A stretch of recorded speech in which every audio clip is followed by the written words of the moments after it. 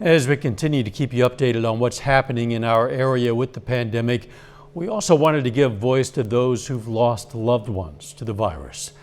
KOIM's Caitlin Shive shares the story of a Joplin woman who recently lost her husband to COVID-19.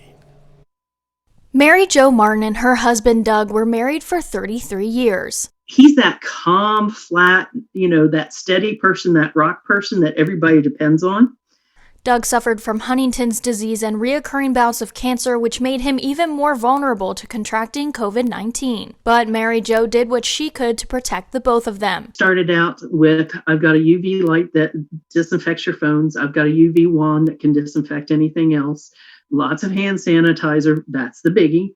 All kinds of different sprays and wipes and stuff, decontaminating everything. However, in October, she developed viral myocarditis, but her COVID-19 tests were negative. 2 weeks later, she and Doug started showing symptoms of a cold. I was in the hospital, so God knows what I was exposed to. But also with him going in and out of the cancer center every week for chemotherapy, you can't disinfect every single surface that people are going to come in contact with. It's just impossible to do it. That's why it's so important that everybody take the precautions that we need. They believed their cold symptoms were that of just a cold, until Doug started to get worse and ended up testing positive for COVID and being hospitalized. His condition continued to decline. And he actually used the word abandonment because he's so used to me being there. Things continued to progress downhill. He went into the intensive care unit. So we had to have the discussion whether he wanted to go on the ventilator or not, and he chose not to. So he passed on the 10th of December.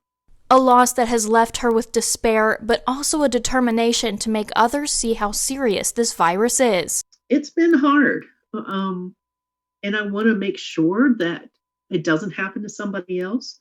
Him being hospitalized for the COVID was the worst thing in my life because he needed me and I couldn't be there with him.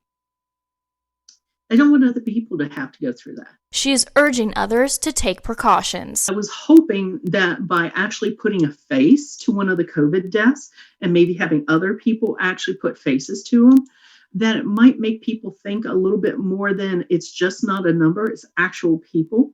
In Joplin, Caitlin Shive, KOIM News.